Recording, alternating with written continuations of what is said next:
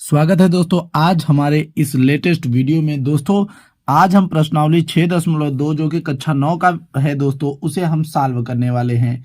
दोस्तों इससे पहले हमने 6.1 का सारा क्वेश्चन करके पहले से ही आपको दे रखा है। दोस्तों आज के अपने इस वीडियो में हम सॉल्व करने वाले हैं 6.2 के क्वेश्चनों को। तो देखिए दोस्तों, सबसे पहला क्वेश्चन जो हमारा आ रहा है, सबसे पहला क्वेश्चन क्या है दोस्तों, तो क्या है कि निम्न आकृति में x और y के मान ज्ञात कीजिए और फिर दर्शाइए कि AB समांतर है CD के। किसके समांतर है दोस्तों? CD के। तो आप सबसे पहले क्या करेंगे दोस्तों, आप सबसे पहले आप पुराने ही तरीके से चलिए, एकदम मजेदार तरीके से, कि आपको एक बार ये अपना रेखा बना लेना है। फिर उसके बाद आपको पहले क्या करना है दोस्तों, देखिए आपको सबसे पूर्व कोण को जो है, जैसे कोण दिए हैं उन्हें बना लीजिए। तो ए बी, आपका ये बी, फिर आपका ये हो जाता है एल, ठीक। उसी तरीके से यहाँ पे दिया है ये 50 दिया है, ये 50 दिया है, और फिर दोस्तों ये वाला आपको एक्स दिया है, ठीक। ये आपको वाई दिया है, ये आपको वाई दिया है दोस्तों, ये आपको डी दिया है, ठीक दोस्त। यहाँ पे डी दिया है। ये वाला अंक हमारा 130 आ रहा है, ये वाला 130 दे रहा है। यहाँ पर हमारा सी है, ठीक दोस्तों।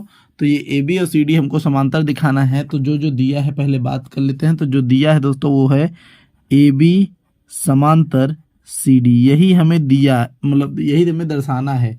और एक्स वाई के मान भी ज्ञात करना है हमें। तो एकदम प्रेम से सभी सवालों को करते हम चलेंगे। तो देखिए सबसे पहले समझ लीजिए कि L एक सरल रेखा है। तो हम लिख सकते हैं, यहाँ पे अब हल कर रहे हैं हम, देखिए हम हल लिख रहे हैं। चूंकि L एक सरल रेखा है, ध्यान से देखिए दोस्तों कि सरल रेखा क्या होती है, जो सीधी रेखा होती है उसे सरल रेखा कहते हैं। तो सरल रेखा है, तो L हमारा क्या है दोस्तों, L हमारा एक सरल रेखा है, ठीक दोस्तों। L हमारा क्या है, एक सरल रेखा है, सीधा सीधा सा पॉइंट है हमारा। अब तो जब सरल रेखा है तो ये जो हमारा देखिए ये वाला हमारा कितना हो जाएगा दोस्तों, 50 और x को अगर हम जोड़ेंगे तो 180 होगा। तो हम इस तरीके से यहाँ पे लिखेंगे कि x प्लस 50 बराबर 180 अंश, ठीक दोस्तों। फिर यहाँ पे क्या करेंगे, हम लिखेंगे x बराबर 180 माइनस 50, ठीक दोस्तों। तो यहाँ पे होगा ये 180, x बराबर 130। तो हमने x का वैल्यू निकाल लिया यहाँ पर कितना, 130। हमने x का वैल्यू निकाल लिया 130। ये वाला कोण हमारे इस कोण के हमेशा जो है बराबर होता है, क्या होता है, x।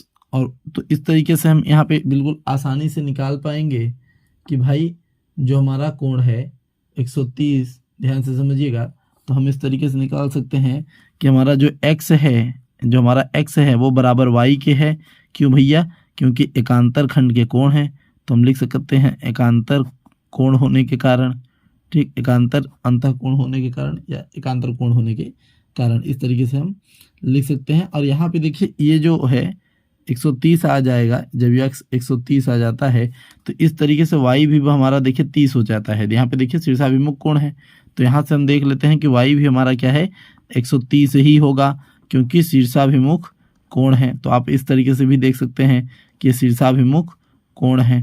तो किसी भी तरीके से देख लीजिए, आपका आंसर आ जाएगा, ठीक। तो इस तरीके से देखेंगे तो हमारा x का वैल्यू 130 आ जाता है और y का वैल्यू हमारा कितना जाता है दोस्तों, 130 आ जाता है, क्योंकि भाई ये आमने सामने है।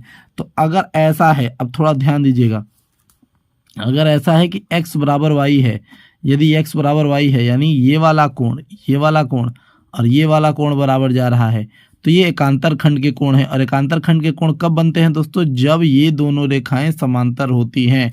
तब हम लिखेंगे तब AB समांतर CD होगा, AB समांतर CD होगा, ठीक। तो इसको हमने सिद्ध कर दिया, ठीक, चूंकि x और y एकांतर खंड के कोण हैं, y एकांतर खंड के कोण हैं।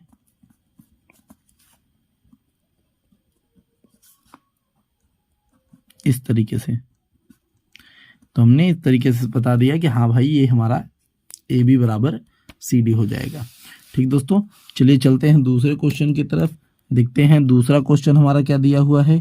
तो दूसरा क्वेश्चन देख लेते हैं। दूसरा क्वेश्चन है दोस्तों हमारा दिया हुआ है कि निम्न आकृति में यदि ए बी समांतर सी डी समांतर ई एफ और ई एफ समांतर ई एफ है और y अनुपाते z बराबर 3:7 है तो x का मान ज्ञात करना है।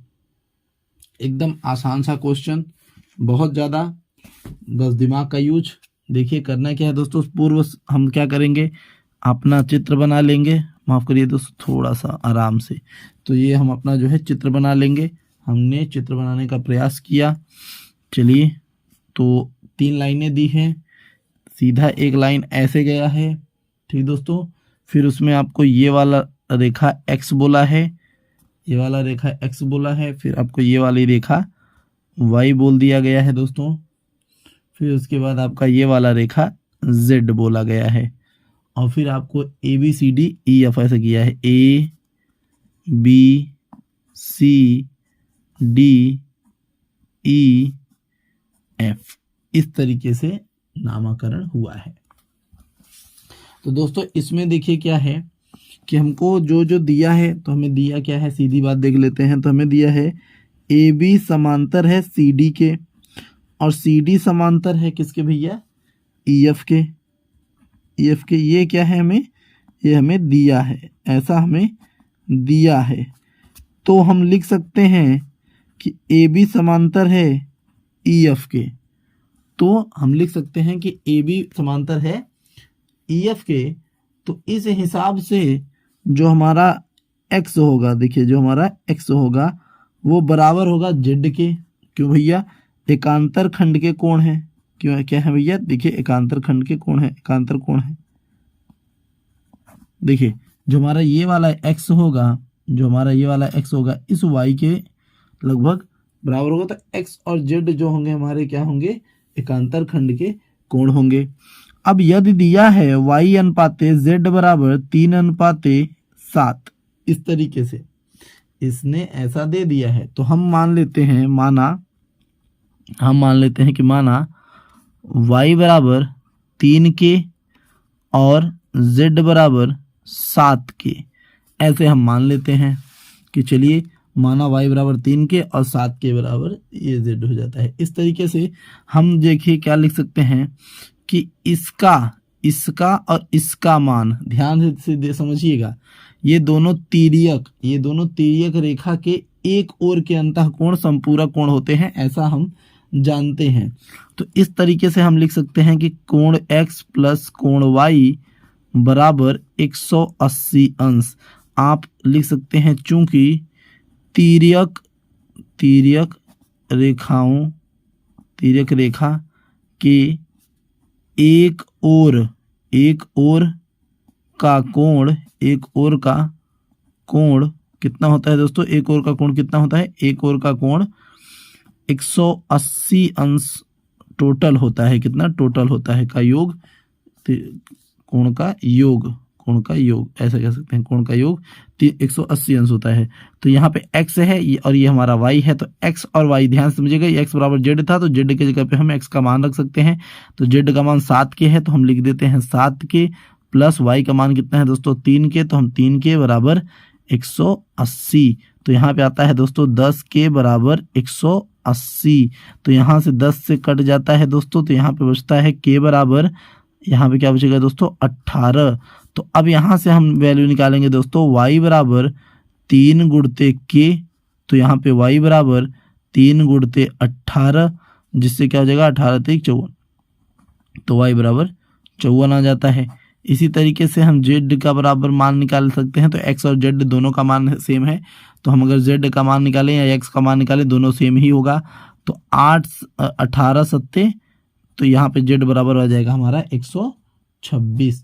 तो हमारा वैल्यू हो जाएगा 126। तो हमने निकाल लिया दोस्तों। तो x का ही वैल्यू निकालना था, तो इस तरीके से हम लिख सकते हैं कि x बराबर z, तो x बराबर भी 126 ही है। ठीक दोस्तों, तो x का वैल्यू निकालना था, x का वैल्यू हमने निकाल दिया। चलिए चलते हैं अपने नेक्स्ट क्वेश्चन में। देखिए अगला क्वेश्चन हमारा क्या है दोस्तों, तीसरा नंबर क्वेश्चन देख लेते हैं। तीसरे नंबर क्वेश्चन की क्या बात कर रहा है, तो तीसरा नंबर क्वेश्चन थोड़ा सा रोचक देखिए। इसमें दिया है दोस्तों, इस प्रकार से चित्र दिया हुआ है, इस प्रकार से चित्र दे दिया है और बोला है, देखिए क्या कितना खूबसूरत चित्र। और क्या बोल रहा है कि एकदम ऐसे सीधे से एक जो है लाइन है, फिर उसके बाद एक लाइन थोड़ी तिरछी है इस तरीके से, ठीक दोस्तों। और यहाँ पे उसने बोला है कि ये हमारा एफ है, ये हमारा एफ है, ये हमारा बी हो जाता है, ये हमारा ए हो जाता है, ये हमारा ए हो जाता है, और ये जो रेखा है हम उसे जी मान लेते हैं, ठीक। ये हमारा ई हो जाता है, इसी तरीके से हमारा ये सी और ये हमारा डी, ऐसे हमने जान लिया इसे। सवाल कहता है कि निम्न आकृति में यदि ए बी समांतर सी डी है या फिर लंब है सी डी पर और जी ई डी 126 है तो ए जी ई, जी ई एफ और एफ जी ई का मान ज्ञात करिए। तो देखिए दोस्तों, जो बोला है हम उसे लिख लेते हैं। तो लिखा है ए बी समांतर है सी डी के, ए बी समांतर है सी डी के, और बोला है दोस्तों कि एफ ई, बोला है एफ ई लंब है, एफ ई लंब है किस पर दोस्तों, सी डी पर, किस पर, सी डी पर। तो जो एफ ई है वो सी डी पर लंब है ना, तो इसकी बात कर रहा है। और ए बी जो है समांतर है वो सी डी के, ऐसा भी बोल रहा है, ठीक। फिर बोल रहा है कि कोण जी ई डी बराबर 126 अंश है, ऐसा भी उसने बता दिया कि इसका। अब आपको ज्ञात करना क्या है, तो हमें ज्ञात क्या क्या करना है, देखिए ज्ञात क्या क्या करना है दोस्तों, ध्यान से देखिए। कोण ए जी ई का मान ज्ञात करना है हमें, कोण जी ई एफ, कोण जी ई एफ का मान ज्ञात करना है हमें, और कोण एफ जी ई का मान हमें ज्ञात करना है। ऐसा हमें पूरा टोटल ज्ञात करना है। तो देखिए दोस्तों कैसे क्वेश्चन को सॉल्व किया जाएगा, एकदम मक्खन जैसा क्वेश्चन है, बस थोड़ा सा दिमाग लगाइए कि भाई अगर इसने सवाल में बोला है कि एफ ई सी डी पर लंब है, और जब लंब होता है तो हम यहाँ पे लिख सकते हैं कि एफ ई सी डी पर लंब, सी डी भैया क्या है, दिया है, दिया है। तो क्या होगा, कोण एफ ई डी बराबर 90 अंश, फिक्स है भाई, क्योंकि एफ ई लंब सी डी है। तो इस हिसाब से हम क्या कह सकते हैं कि एफ ई डी बराबर 90 अंश। अब देखिए ये जो हमारा जी ई डी है, देखिए जी ई डी, ध्यान से देखिए। अगर हम कहें कि ये हमारा 90 हो गया, अगर हम कहें कि ये हमारा 90 हो गया, तो इसमें बोला है दोस्तों, इसमें बोला है, देखिए ध्यान से क्या बोला है कि जी ई डी, जी ई डी, तो यहाँ पर जी ई डी बराबर, देखिए जी ई डी ये दोनों किससे मिलके बनते हैं, जी ई एफ और एफ ई डी से। तो हम लिख देते हैं कोण में जी ई एफ प्लस कोण ई एफ ई डी, इससे। तो जी ई डी का मान 126 दिया हुआ है, ठीक। जी ई एफ का मान हमें पता है नहीं, तो हम निकालेंगे जी ई एफ बराबर प्लस एफ ई डी का दिया है 90, तो हमने 90 लिखा, 126 को इधर लेके गए हम 90 से माइनस करने, और इस तरीके से जी ई एफ बराबर क्या हो जाता है दोस्तों, हम निकाल लेते हैं। तो हमारे पास वैल्यू आ जाएगा दोस्तों कि 126 में से जब हमारा 90 चला जाएगा तो हमारे पास 36 आंसर बचेगा। तो हमने निकाल लिया, एक तो निकाल लिया हमने कि जी ई एफ का वैल्यू कितना आएगा, 36 आएगा। एक तो हमने निकाल लिया कि जी ई एफ का वैल्यू इतना आएगा। अब एक तरीके से आप ऐसे देख लीजिए, आप यहाँ पे देख सकते हैं बिल्कुल आसान ढंग से कि जो हमारा, देखिए ध्यान से समझिएगा कि जो हमारा ये वैल्यू है, जो हमारा ये वैल्यू है, यानी कोण ए जी ई, यानी जो कोण ए जी ई है, ए जी ई ये वाला कोण इस पूरे कोण के बराबर होगा, इस पूरे के पूरे कोण के बराबर होगा। तो ये पूरा कोण क्या है, ए जी ई बराबर कोण जी ई डी बराबर 126 अंश। क्या दोस्तों, 126 अंश, क्योंकि दोनों क्या हैं दोस्तों, हम लिख सकते हैं एकांतर खंड के कोण हैं, एकांतर अंतः कोण है, आप ऐसा लिख सकते हैं, अंतः कोण है, ठीक, इस तरीके से हम लिख सकते हैं इन्हें। अब अगर बात करी जाए तो हमने 2 को तो निकाल लिया है, AGE भी निकल गया, GEF भी निकल गया।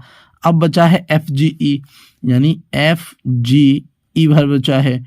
तो आप ऐसा कह सकते हैं, देखिए ध्यान से, एक सीधी रेखा 180 अंश होती है, तो यहाँ पर हम लिख सकते हैं कि कोण AGE प्लस FGE बराबर 180 अंश। ऐसा हम लिख सकते हैं, क्योंकि एक सीधी रेखा 180 अंश होती है, तो ये वाला कोण और ये वाला कोण मिला करके पूरा 180 अंश बनेगा। तो हम यहाँ पे AGE का मान तो पहले से जान चुके हैं, कितना दोस्तों, 126 प्लस, अब हम FGE का मान नहीं जानते हैं, कोण FGE का मान हम नहीं जानते हैं 180, तो हम क्या करेंगे, कोण FGE बराबर 180 माइनस 26 करेंगे, 126 करा देते हैं।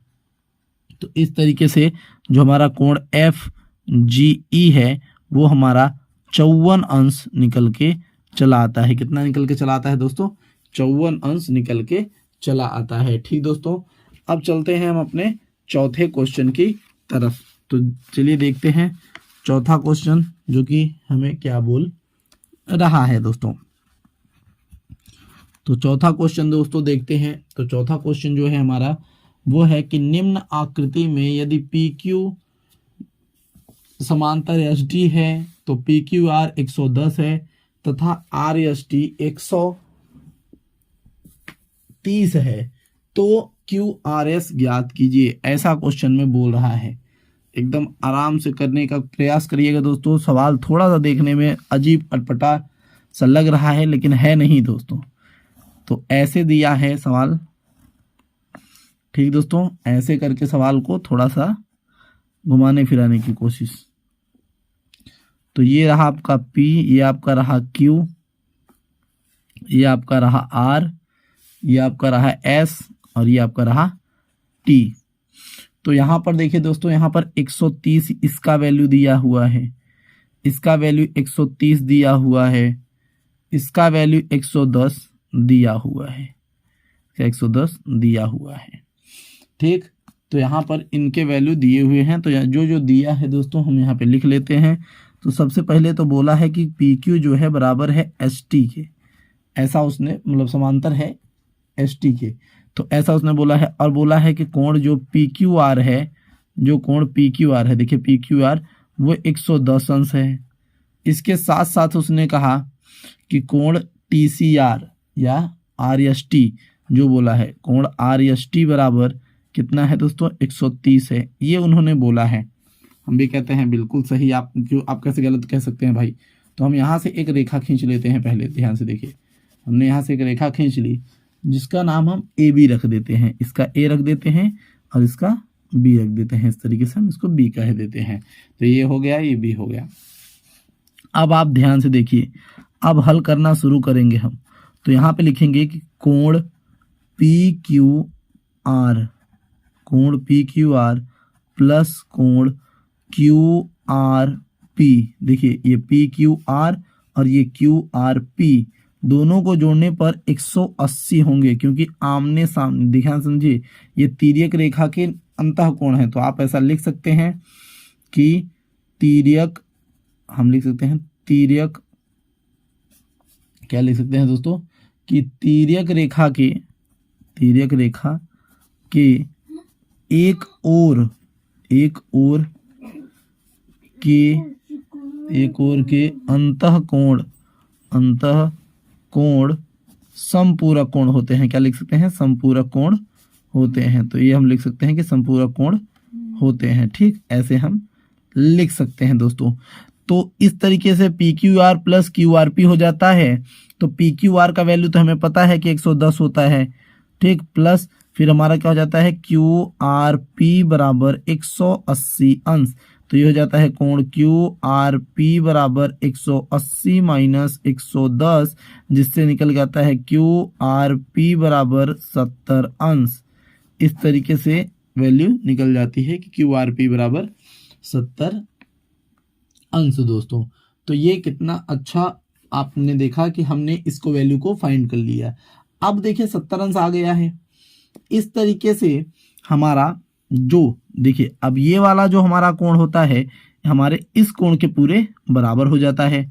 ठीक, तो देखिए ए आर एस के, तो हम यहाँ पे लिख सकते हैं कि कोण ए आर एस बराबर कोण टी एस आर। क्यों दोस्तों? एकांतर अंतः कोण है, एकांतर खंड के अंतः कोण है, तो एकांतर कोण है, सीधा हम लिख देते हैं एकांतर कोण है। ठीक, तो इस तरीके से तो ए आर एस बराबर टी एस आर है और टी एस आर कितना है दोस्तों? 130 है। तो इस तरीके से कोण ए आर एस बराबर भी 130 होगा। ये कितना हो जाएगा दोस्तों? 130 हो जाएगा। अब ध्यान से देखिए, अगर ये पूरा 130 हो जाए तो हम यहाँ पे लिख सकते हैं दोस्तों, ध्यान से देखिएगा कि कोण ए आर एस बराबर ए आर एस, यहाँ पे ए आर एस है ना, देखिए ए आर एस, तो हम यहाँ पे लिख सकते हैं कि जो ए आर एस बना है वो बना है A R Q plus Q R S से। किससे दोस्तों? ए आर एस बना है A R Q plus Q R S से। इस तरीके से तो हम निकाल लेते हैं ए आर एस का वैल्यू कितना है दोस्तों? ए आर एस का वैल्यू 130 है, तो हम लिख लेते हैं 130 बराबर, अब हमारे पास ए आर क्यू का वैल्यू है, नहीं है ना, देखिए है कि नहीं है, तो ए आर क्यू देखिए ए आर क्यू में से क्या हमारे पास ए आर क्यू का वैल्यू है दोस्तों? बिल्कुल, देखिए क्यू आर पी यहाँ पे देख रहे हैं, इस आर का वैल्यू हमारे पास मौजूद है। ठीक, ए आर क्यू कहिए चाहे क्यू आर पी कहिए, बात वही है, सेम चीज, आपको दिक्कत नहीं करना है इसमें। तो यहाँ पर हमको जो वैल्यू है वो दी हुई है ए आर एस निकालने के टाइम पर 70।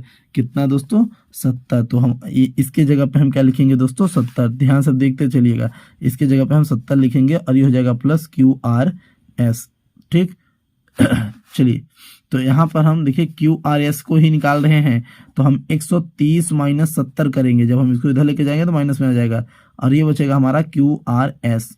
ठीक, तो 130 में से जब 70 जाएगा दोस्तों, जब 130 में से हम 70 को भाग कर देंगे, मतलब घटाना कर देंगे, तो हमारे पास 60 आंसर आ जाएगा। क्या आ जाएगा दोस्तों? 60 आंसर आ जाएगा, जो कि क्यू आर एस का वैल्यू होगा। तो दोस्तों इस तरीके से हमारा चौथा क्वेश्चन भी स्वाहा होता हुआ यहाँ से ये क्वेश्चन खत्म हो गया। अब हमारा बचा पांचवा क्वेश्चन, जो कि अब हम सॉल्व करेंगे दोस्तों। तो चलिए देखते हैं, ये क्वेश्चन भी ज़्यादा हार्ड नहीं है, कोई भी क्वेश्चन हार्ड नहीं है इसके अंदर, बहुत सॉफ्ट से क्वेश्चन दिए हुए हैं, आराम से करिए, सारे के सारे सवाल आपके एकदम आसानी से लगेंगे। तो 5वां नंबर का क्वेश्चन दिया हुआ है दोस्तों। 5वां नंबर का क्वेश्चन बोल रहा है, आपको पहले क्या किया है, आपको भाई एक चित्र बनाना है। देखिए चित्र दिया है तो भाई बनाना पड़ेगा, सीधी सीधी बात, चित्र दिया है तो चित्र बना के चलना है हमें। ठीक, क्योंकि सवाल फसानी नहीं है, तो भाई चित्र को बना के चलना है। ठीक, तो यहाँ पे हमारा हो गया ए बी, ये हो जाएगा सी और ये हो जाएगा डी। इसी तरीके से हो गया पी, ये हो गया क्यू, ये हो गया आर, तो ये हमारा पी क्यू आर हो गया। ये भी आपको क्लियर। ये वाला वैल्यू हमारा 50 अंश दिया है, ये वाला वैल्यू हमारा y दिया है, ये वाला वैल्यू हमारा x दिया हुआ है और ये वाला वैल्यू हमारा 127 दिया हुआ है। ऐसा करके हमें दिया है दोस्तों। अब हमें मान इसमें फाइंड करने हैं, वैल्यूज को रखनी है, हमें आंसर भी लाना है और x और y का मान निकालना है। तो जो दिया है दोस्तों, सबसे पहले देखिए बोला है ए बी समांतर है सी डी के, तो ए बी समांतर है सी डी के। फिर बोल रहा है कि जो कोण ए पी क्यू है, जो कोण ए पी क्यू है वो 50 अंश है। क्या है दोस्तों? 50 अंश है। और पी आर डी, और कोण पी आर डी बराबर 127 अंश है। ऐसा उसने कह दिया कि 127 अंश है और आपको x और y के मान को निकालना है।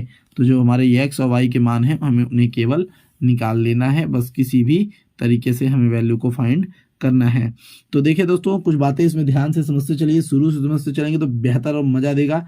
तो हम लिखेंगे यदि ए बी बराबर सी डी, माफ़ करिए, यदि ए बी समांतर सी डी, यदि ए बी समांतर सी डी है तो कोण ए पी क्यू कोण ए पी क्यू प्लस कोण पी क्यू सी बराबर 180 अंश।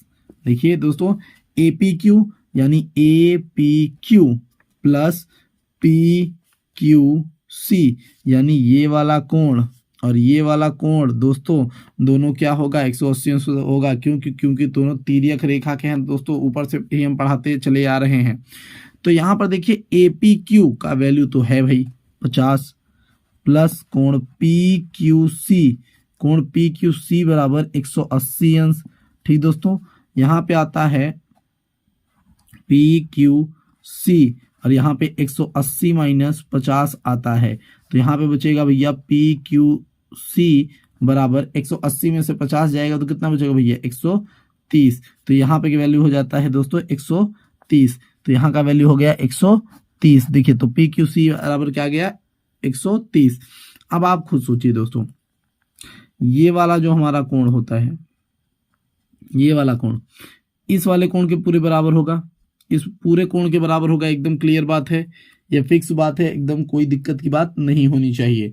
तो इस तरीके से हम कह सकते हैं, देखिए ध्यान से अपने दिमाग को एकदम जस्ट फोकस करके बनाए रखिए। तो हम कह सकते हैं कि कोण दोस्तों देखिए हम कह सकते हैं कि कोण सी क्यू पी प्लस कोण पी क्यू आर बराबर 180 अंश। देखिए सी क्यू पी, देखिए C Q P plus P Q R, देखिए ध्यान से सी क्यू पी और पी क्यू आर एक सीधी रेखा में है, तो इसका पूरा मान 180 अंश होना चाहिए। तो इसका सी की इसका कितना है वैल्यू 130 है, और ये हो गया हमारा पी क्यू आर बराबर 180।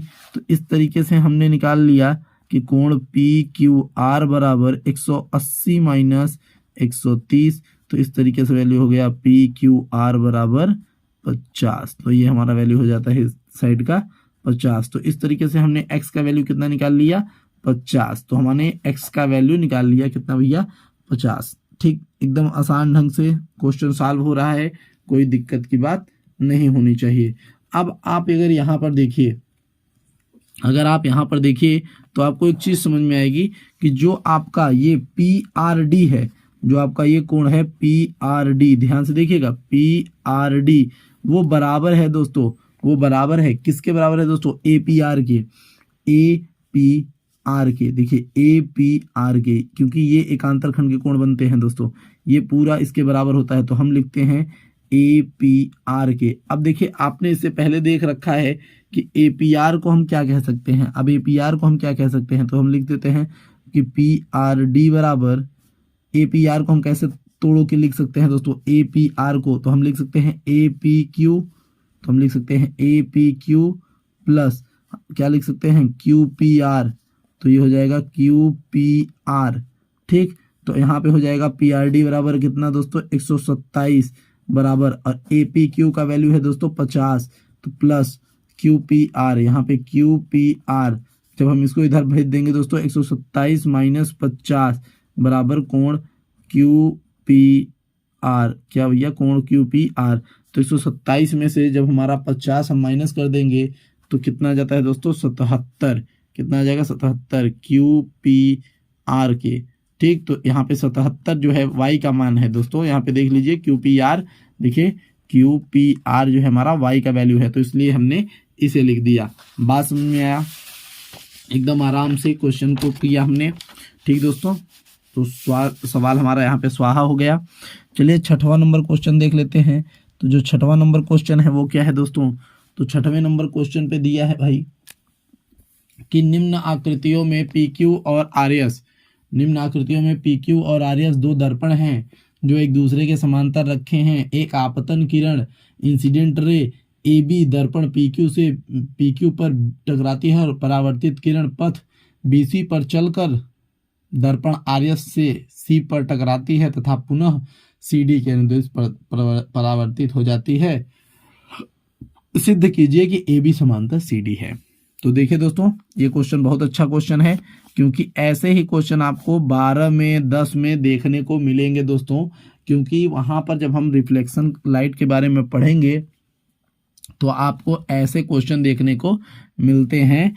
तो ये मैं कहूँगा आपके लिए अभी तक का सबसे महत्वपूर्ण और सबसे ज़्यादा जरूरी बन जाता है दोस्तों। ये क्या बन जाता है दोस्तों? सबसे ज़्यादा महत्वपूर्ण और ज़रूरी बन जाता है। थोड़ा इसको ऐसे समझिएगा, ठीक। तो ये किरणें आ रही हैं, यहाँ से टकरा के जा रही हैं, ऐसा जो है चित्र में बोला गया है। चित्र को एकदम अच्छे ढंग से बनाना बेहद ज़रूरी है, क्योंकि इसी से सारे का सारा भाई हम लोगों का बाजार बनने वाला है क्वेश्चन का, ठीक।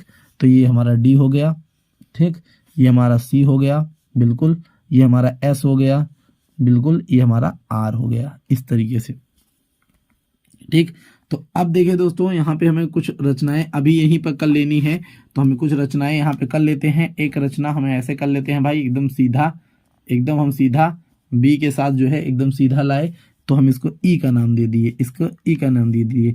और एक रेखा हमने सीधा यहाँ से लाई है, तो इसको हमने क्या नाम दे दिया दोस्तों? एफ का नाम दे दिया। क्या नाम दे दिया? एफ का नाम दे दिया। तो इस तरीके से हमने क्या किया भैया, उसको लगा दिया है।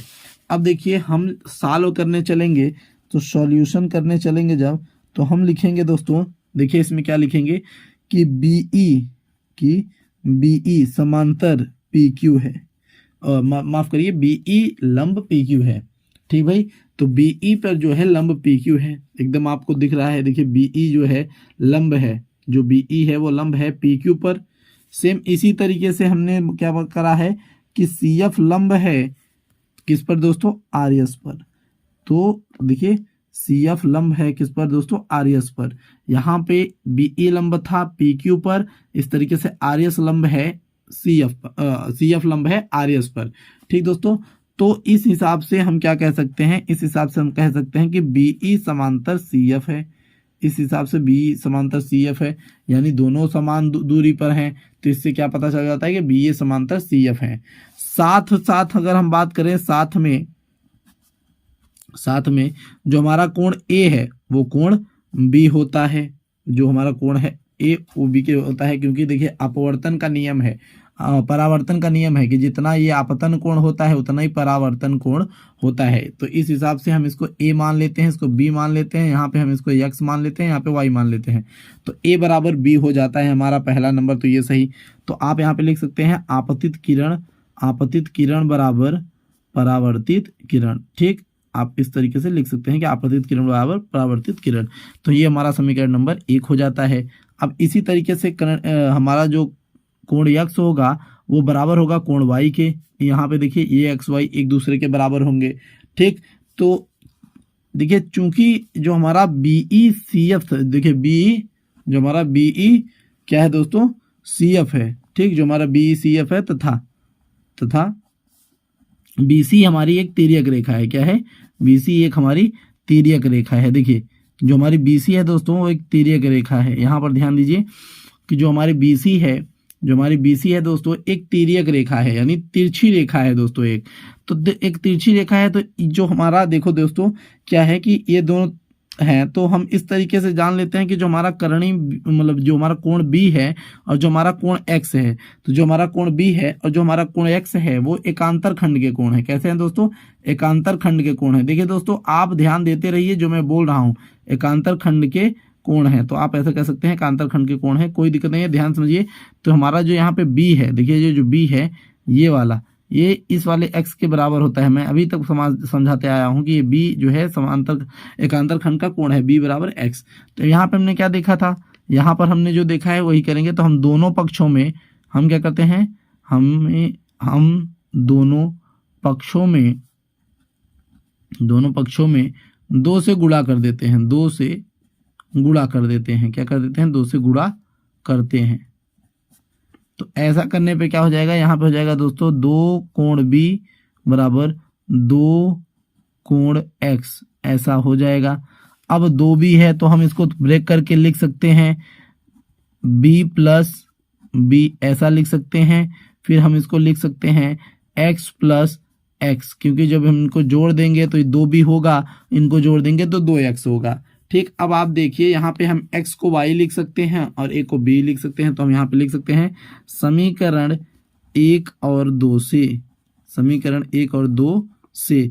तो हम केवल एक एक को पलटेंगे तो यहाँ पे हो जाएगा a प्लस ये आपका b, यहाँ पे हो जाएगा x प्लस यहाँ पे हो जाएगा, माफ करिए, y। देखिए ये हमने क्या किया, हम एक के जगह पे a लिख देते हैं और एक के जगह पे y लिख देते हैं, बस हमने इतना ही किया है। तो अब आप देखिए जो हमारा a प्लस b है वो क्या है, ए बी सी है। तो हम यहाँ पे कोण ए बी सी लिखेंगे, ठीक। और जो हमारा x प्लस वाई है, जो हमारा x प्लस वाई है, देखिए x प्लस वाई क्या है, बी सी डी, वो क्या है, बी सी डी या डी सी बी। तो इस तरीके से भी हो सकता है कि डी सी बी, ठीक दोस्तों, इस तरीके से हमने दिखा दिया। अगर दोस्तों हमारा ये वाला कोण और ये वाला कोण एकदम बराबर बन रहा है, ये वाला कोण और ये वाला कोण बराबर बन रहा है, ध्यान से समझिएगा, ये एकांतर खंड के कोणों में से आते हैं दोस्तों, एकांतर खंड के कोणों में भी आते हैं ये, ठीक। तो इस तरीके से देखिए हम ये कह सकते हैं कि अगर ये वाला कोण हमारा इस वाले कोण के बराबर है, मोटी मोटी सी बात है कि भाई एकांतर खंड कोण के अभिग्रह से हम ये कह सकते हैं कि हमारा जो A B C D C B के बराबर हुआ है, इस हिसाब से हमारा ए बी समांतर सी डी होगा, ए बी समांतर सी डी होगा, और यही हमें सिद्ध करना था। तो इस तरीके से हम लिख देंगे इति सिद्धम, इस तरीके से हम लिख देंगे इति सिद्धम। तो दोस्तों ये क्वेश्चन भी हमारा आज खत्म हो गया। तो प्रश्नावली यहीं से खत्म होती हुई।